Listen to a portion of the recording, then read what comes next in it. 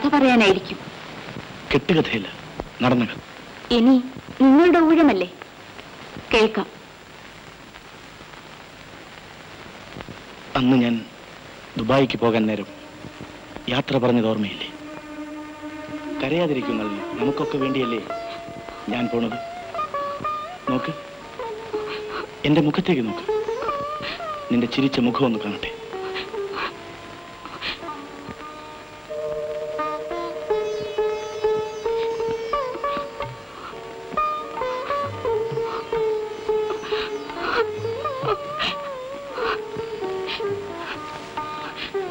വരട്ടെ വരട്ടെ നല്ലേ.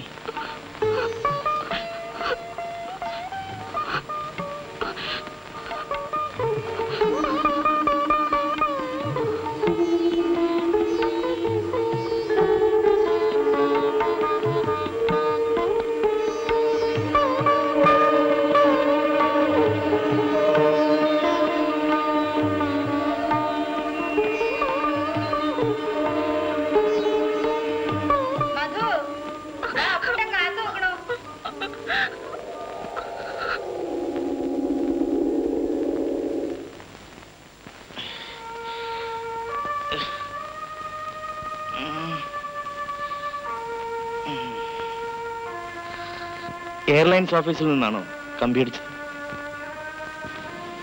അതറിയില്ല. അടിയിൽ ജോസ് എഴുതിയിരുന്നു. ആ, അവൻ എന്റെ കൂടെ ഉണ്ടായിരുന്നു. പക്ഷേ അവൻ ആള് തെറ്റിപ്പോയി. തിരുവനന്തപുരത്തുകാരൻ വേറൊരു മധുസൂദൻ ഞങ്ങളുടെ കൂടെ ഉണ്ടായിരുന്നു. കടലിൽ വീണതിൽ ഞങ്ങൾ 4-5 പേർ രക്ഷപ്പെട്ടു.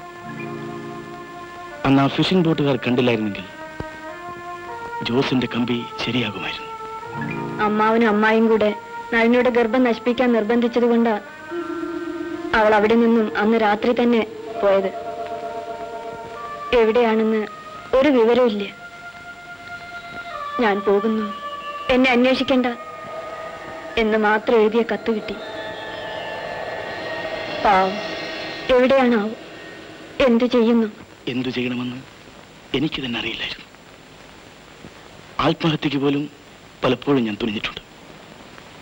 അപ്പോഴെല്ലാം എന്നെങ്കിലും നളിനെ കണ്ടുമുട്ടുമെന്ന് എന്റെ മനസ്സിനോട് മന്ത്രിച്ചു. അങ്ങനെ ദുഃഖവും പേറി നടന്ന് ഞാൻ അവസാനം ആശ്വാസം കണ്ടെത്തിയത് പട്ടാളത്തിലാണ്.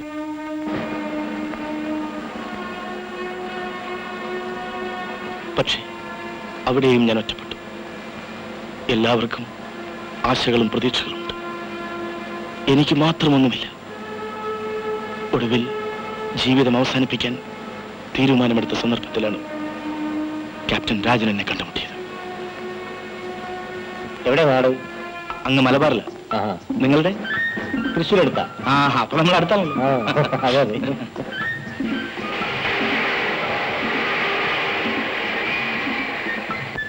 വരൂ, ഇരിക്കും. അപ്പോൾ വീട്ടിൽ ആരൊക്കെയുണ്ട്?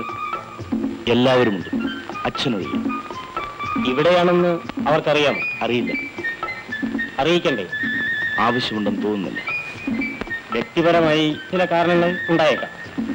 എങ്കിലും ഇവിടെയാണെന്ന് അറിയിക്കുന്നതിൽ തെറ്റൊന്നുമില്ല. താൻ പോലീസിന് പിടികിട്ടാ പുള്ളിയൊന്നുമല്ലല്ലോ. അല്ല, എന്റെ കഥ ഒരു നീണ്ട കഥയാണ്. എന്റെ കഥയുടെ നീളം ഞാൻ കുറച്ചിരിക്കുന്നു.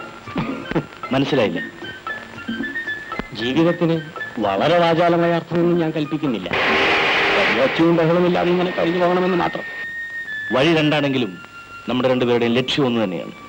പക്ഷേ മധുവിനോളം വൈരാഗ്യ ബുദ്ധി എനിക്കില്ല. അതിനുള്ള സന്ദർഭം ഉണ്ടായിട്ടില്ലായിരിക്കും. നമുക്ക് വേണ്ടി ആരും ജീവിക്കുന്നില്ലെങ്കിലും മറ്റാർക്കെങ്കിലും വേണ്ടി നാം ജീവിക്കുന്നു എന്നത് തന്നെ ഒരു സുഖമാണ് മധു. രണ്ടു വഴിക്കും എന്റെ ജീവിതം വ്യർത്ഥമാണ്. അതൊന്നും ഇല്ലടും. തന്റെ ജീവിതം കൊണ്ട് ആർക്കെങ്കിലും പ്രയോജനപ്പെടാതിരിക്കില്ല. നോക്കിക്കോ. കമ കമ.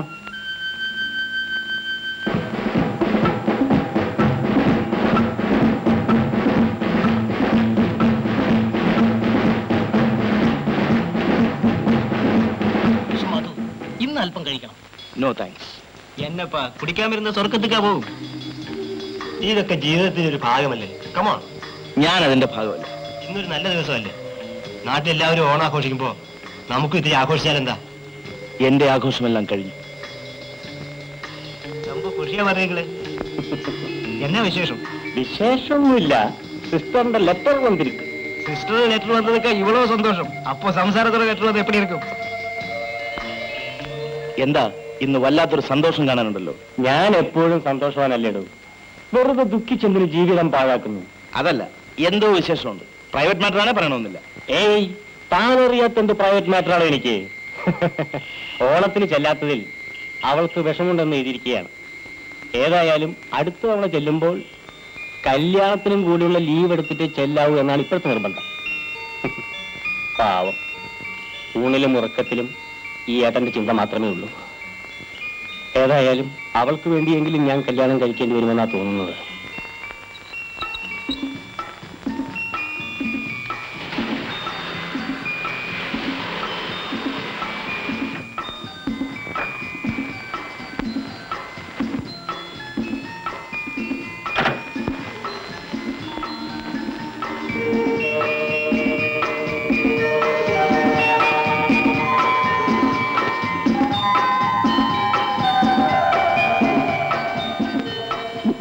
എന്താ അങ്ങനെ നോക്കി നിൽക്കുന്നത്? നീ പറഞ്ഞ പോലെ എല്ലാം ചെയ്തിട്ടുണ്ട്. നോക്കിക്കോ. ഇതെന്റെ സ്വപ്നമായിരുന്നു, ഇന്നത് യാഥാർത്ഥ്യമായി. ഗൃഹപ്രവേശനത്തിന് നീ വരില്ലെന്ന് ഞാൻ സംശയിച്ചതാ. വന്നു കാര്യം നിൽക്കാതെ അകത്തേക്ക് വരൂ കേട്ടാ. വീടൊക്കെ പിന്നെ കാണാം. വരും.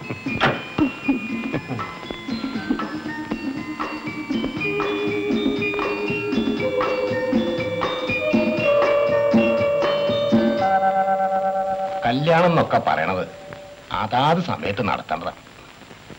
നീ കല്യാണം കഴിക്കുകയാണെങ്കിൽ മാത്രമേ രാധയും കല്യാണം കഴിക്കുന്നതാണ് അവൾ പറയണം. അതുകൊണ്ട് ഞാൻ നല്ലൊരു പെൺകുട്ടിയെ കണ്ടുവച്ചിട്ടുണ്ട്. നല്ല കുട്ടിയാ, അന്തസ്സുള്ള തറവാട്ടിലെയാ. രാധ ശാഠ്യം പിടിക്കുകയാണെങ്കിൽ ഞാൻ സമ്മതിക്കാം മാവാ. പക്ഷെ ഒരു പാവപ്പെട്ട വീട്ടിലെ പെൺകുട്ടി മതി. വിദ്യാഭ്യാസം സൗന്ദര്യമൊന്നും പ്രശ്നമല്ല. പാവപ്പെട്ട വീട്ടിലെ പെൺകുട്ടിയാവുന്ന എന്താ നിർബന്ധം? സൽസ്വഭാവിയായ പോലെ. അല്ലെങ്കിൽ അവളുടെ ചൊൽപ്പടിക്ക് ഞാൻ നിൽക്കേണ്ടി വരും. അവൾ നല്ലവളല്ലെങ്കിൽ ഇവളുടെ കണ്ണുനീരും ഞാൻ കാണേണ്ടി വരും. ഏട്ടന് ഇഷ്ടപ്പെട്ട ആരായാലും വേണ്ടില്ല. പക്ഷെ ഏട്ടന്റെ കല്യാണം കഴിഞ്ഞിട്ട് മാത്രമേ എന്റെ കല്യാണം വേണ്ടൂ.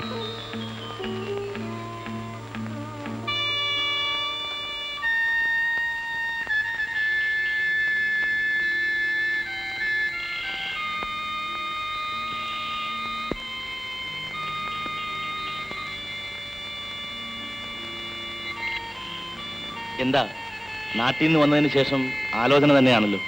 ഹോം സിക്നസ് ആയിരിക്കും. ഞാൻ കത്തെഴുതായിരുന്നു, അതിനിടയ്ക്ക് എന്തോ ആലോചിച്ചിരുന്നു പോയി. അല്ല, ഇനി എത്ര ദിവസമുണ്ട്? എന്തിന്? വിവാഹ നിശ്ചയത്തിന്. താൻ പോടും. ഞാനതൊന്നും ആലോചിച്ചതേ അല്ല. നടക്കട്ടെ. കള്ള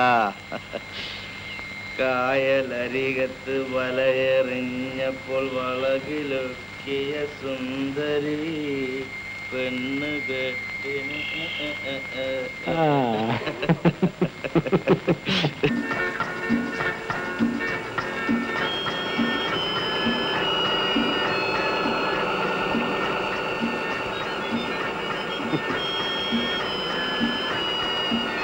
എന്താ? ഏയ്, ഒന്നുമില്ല. വേറെ എവിടെയാണെന്ന് തോന്നുന്നല്ലോ. ഏയ്, ഞാൻ നാട്ടിലായിരുന്നു. മൈലുകൾക്കപ്പുറത്താണെന്ന് അറിയാമല്ലോ. പറഞ്ഞിട്ട് കാര്യമില്ല. സന്തോഷിക്കാനും സുഖിക്കാനുള്ള സമയം അടുക്കയല്ലേ. അങ്ങനെയല്ല ഇരിക്കും. സ്വയം ചിരിക്കും, സ്വയം പിറുപിറുക്കും. അല്പം ചിത്തഭ്രമത്തിന്റെ അസുഖമല്ല. സാരമില്ല.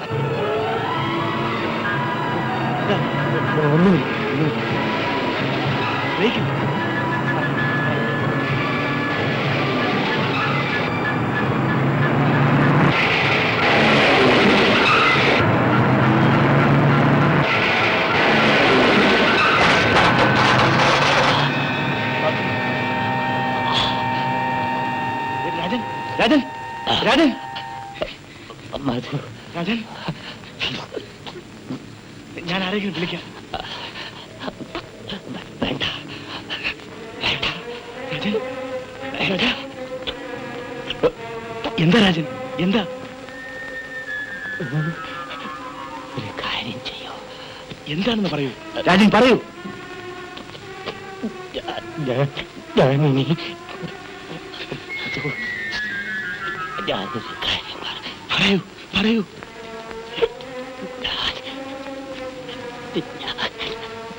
പറയൂ രാജൻ, പറയൂ. മധു, ഞാൻ ശ്രദ്ധിക്കേ ആരുമില്ല. മധു അവളെ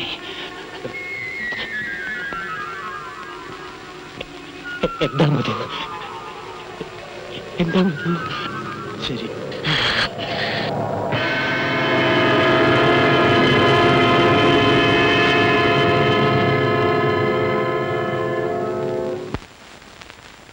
രാജൻ പോയതോടെ ഞാനും ഏകനായി. വളരെ ചുരുങ്ങിയ കാലം കൊണ്ട് അകലാൻ പാടില്ലാത്ത വിധം ഞങ്ങൾ അടുത്തിരുന്നു.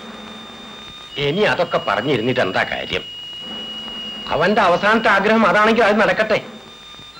എന്താ രാധേ, എന്താണ് എന്റെ അഭിപ്രായം? ഏട്ടന്റെ ആഗ്രഹം അതാണെങ്കിൽ പിന്നെ എനിക്കൊന്നും പറയാനില്ല.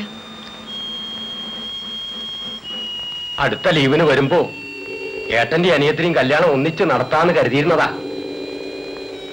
വിധി അല്ലാതെ എന്തു പറയാനാ? പറയൂ, ഞാൻ തെറ്റുകാരനാണോ? ഞാൻ തെറ്റുകാരിയാണോ?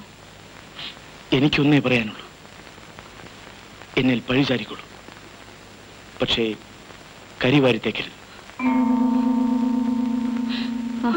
കുട്ടികൾ വരാറായി.